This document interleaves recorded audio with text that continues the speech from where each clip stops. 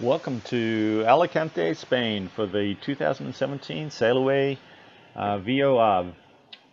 Using their website here, you can see that we go from Alicante over to Madeira and then up to Lisbon, a journey of 1,450 nautical miles. It's the first leg in an 11 leg series. Here we are starting at the race beginning, getting entangled in a number of different boats.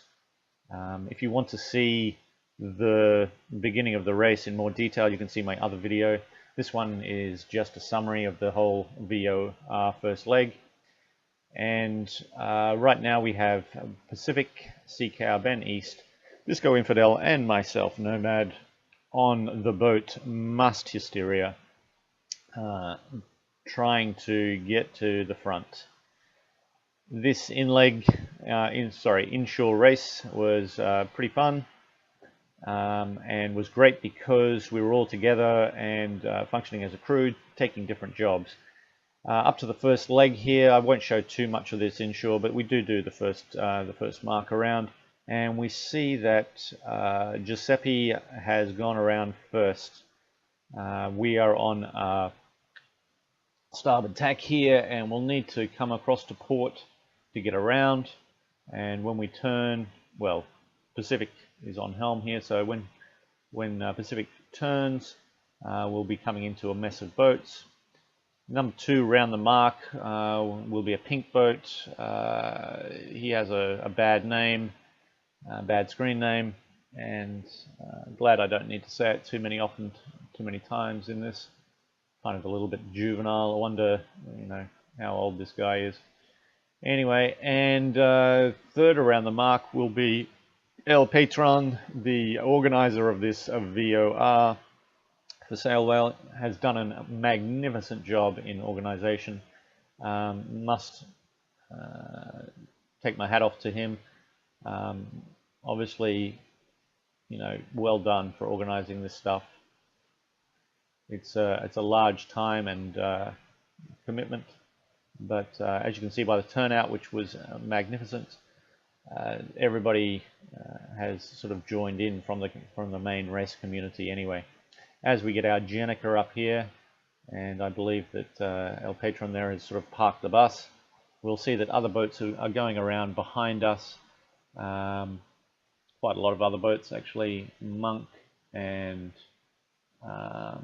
who else went around? Well, you can read down the bottom there on the left-hand side, see who has gone around. As we head back to the second mark here.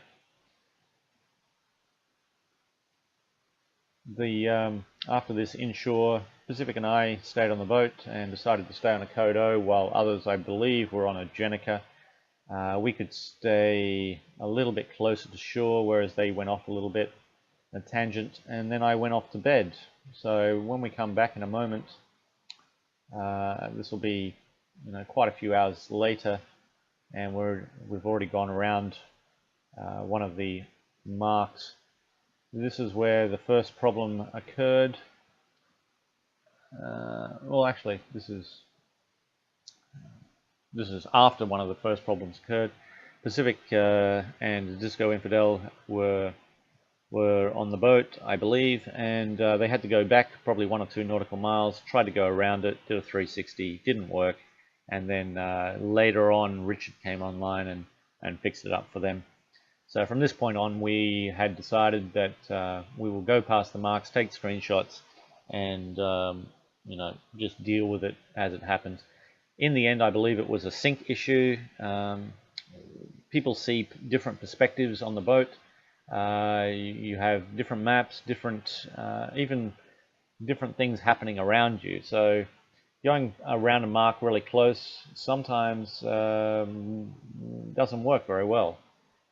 We will talk about that a little bit later when Ben East and I, down near Madeira, have the same type of problem. Anyway, past the Rock of Gibraltar here, Zyle is in front of us. I believe maybe, who's the other guy that's probably in front of us? Maybe Blackborough as well. We come around third anyway. Yeah, so there's Zyle there. Actually, maybe we come around second. Yeah, we are. We come around second.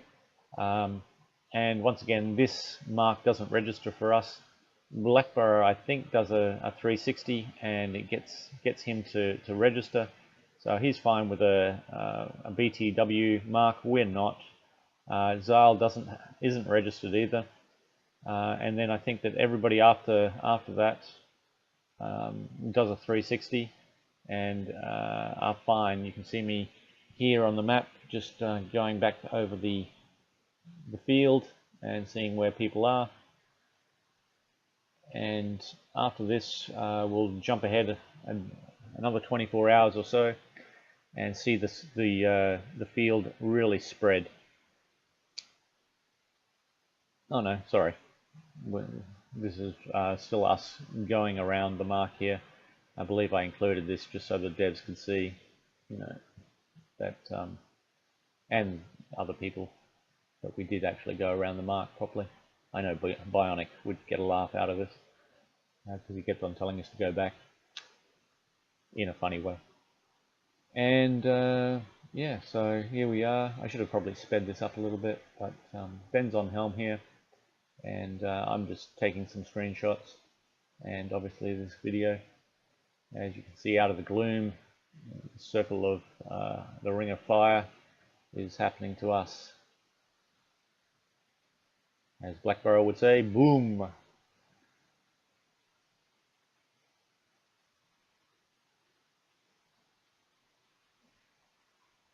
I should find some cannon sounds just for Blackburrow. He's a good man and did very well in this race.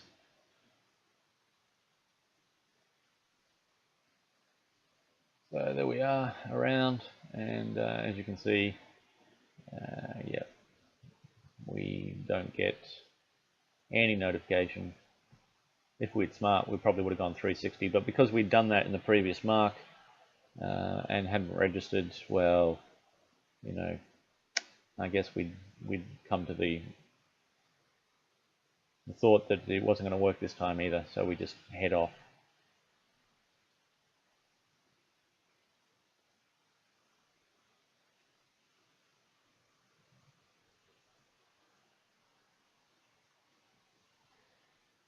So about to jump forward in time again after this kerfuffle, and talk about what's happening here. In the middle of the ocean here, we have, well, not just according to Windy, but even on this map here, you can see the wind lines.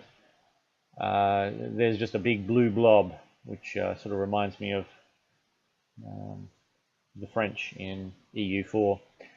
But it's a big blue blob, and that means that there's no wind down there. We had decided to compromise and take some shortcuts. Sometimes shortcuts win, sometimes they don't. In this case, they didn't work out for us. The guys that went over the top, like Blackburrow and Zeil, did very well out of this, and from this point on in the race, we were basically chasing them down. It was a crew decision to go across like this. Probably not our best decision, but we made two tactical errors in this race. I don't believe this was a complete error, but it was. It certainly put us on the back foot, which led to us making the second larger error, and that was the real problem. As you can see down here, we have the guys that stayed on the way line, and we have the guys that have gone really south. At one point, we were debating going south, and at one stage I thought it might be a good option because, according to Windy, they would get the wind first, heading out west, you know, from Casablanca across to Madeira. In the end, that didn't happen, and these guys, I feel really sorry for them because they would have had such a hard race from this point on as well. And as you will see in the next shot, a little bit later on, I'm hoping that we get to a map pretty soon. Yeah, Blackburrow's in front of us, Zeil's in front of us as well, or Flamon, I'm not sure, Canal, and Finisterre, Jack Black, and Frank Black, sorry, Jack Black, are all close to us. Frank obviously started in the second thing and could see some of the people going over. I'm not blaming him or anything. He saw how it went and followed up north and around. Did very well out of it. And as you can see, all those guys that were on the way line and south, they are way behind now, just because they didn't get that wind. Yeah, very unlucky. They had good instincts, but the wind is a fickle beast, and it changed and hurt them quite a bit. All right, so down the bottom here, turning around the islands, and Ben is on helm here. Once again, we have some desync issues, number of issues that happened on this next 20 or 30 minutes. Well, actually, next hour or so of the race. The first one went fine, went swimmingly, but then after that, hilarity ensued. Ben went off for a little bit and not offline, but just wasn't watching for a bit, and we were heading towards land at one stage. I pulled us back from that. Not his fault. It's just that the boat sometimes turns on its own crazily. And at another stage, because we were heading to the land, Pac jumped on board because she got an email notification, which led to more desync issues, which led to me going around a mark and then doing a 180 because I thought I had to come back around and go around it again. Ben saying that we had already passed it. He had notification. I didn't have notification, so I jumped off the boat, and then it was okay, and then was re-invited back onto the boat.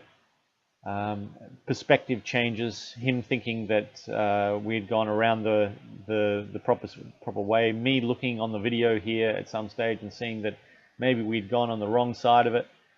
So all of these things that had happened, and you know, just funny things. And then what we're watching here is probably where we also had another breakage on the boat where the Jenica wasn't working properly. The sheet for the Jenica wasn't working, so we decided to anchor.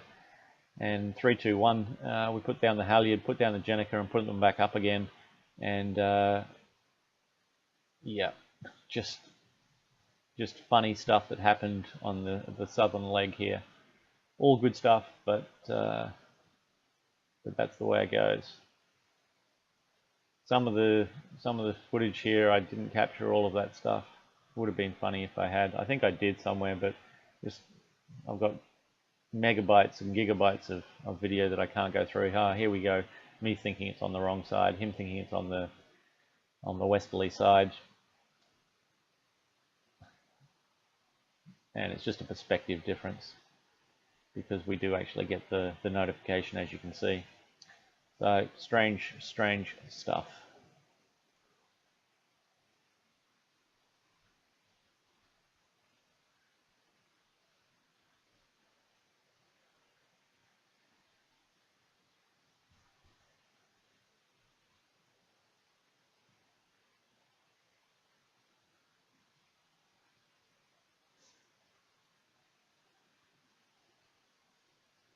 Into the gloom we go,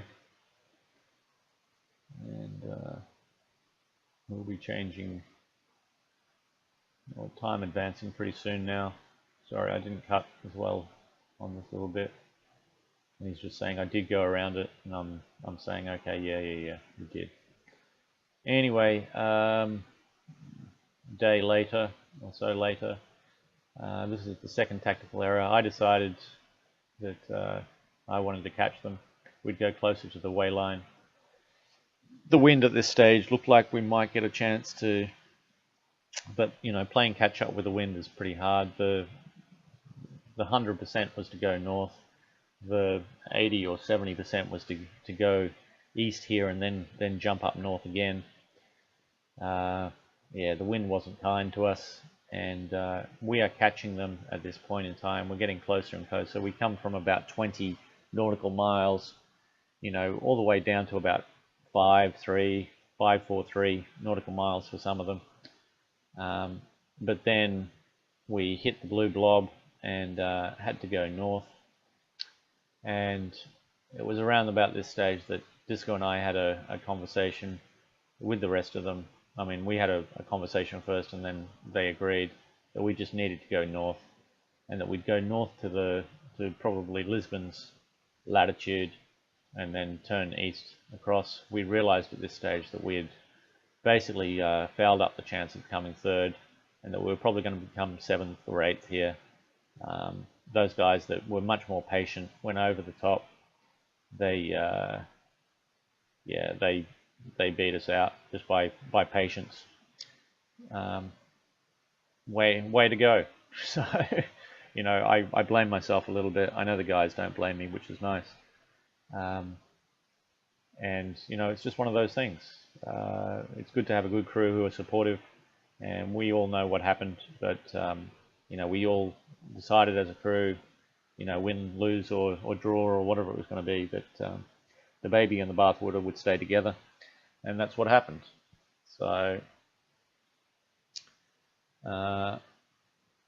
occasionally we'd head back to the way line, but most of the time here we were just going north and seeing people pass us, which was a little bit disheartening, but by then we had sort of realized what was on the table.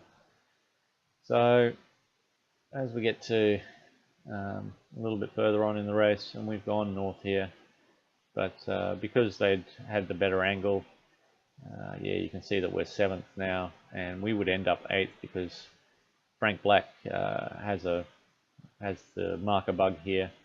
He's also in the second race group, so obviously, you know, we won't see him on our leaderboard anyway. And yeah, this was the hard part of the race, just the realization. But you know, once you have acceptance, it's okay. And the next point in time is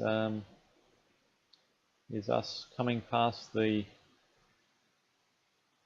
some of the lighthouses as we get very, very close to the Port of Lisbon and the finish line. Once again, as we get to the finish line, you're going to see some desync issues where where DiscoInfidel, Ben, and myself saw them at the end here. And you know, we thought we'd already passed the line, and Pacific, who's the owner of this boat, said that we had a minute to go, and then she went across the line, and then finally we finished. We even had two booms. That's why I was thinking of Blackborough. And at this stage, Zyle had won, so congratulations to him. Blackborough second. Frank had come third. Zep, Kinu, and Finisterre Forever, Alvaro, all of these guys came in front of us. We were about 35 minutes behind the race leader, so not a bad effort for leg one. Can't be too disappointed with that.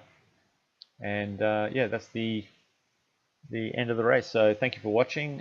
Next time I'll probably do a little bit more of vlogging, or just little day by day sort of perspectives, maybe 5-10 minutes each, just to see what happens. And because a 7,000 mile nautical leg is quite far, and I don't think I can fit that onto a 20 or 30 minute video. Okay guys, have a great day, and thank you very much for watching.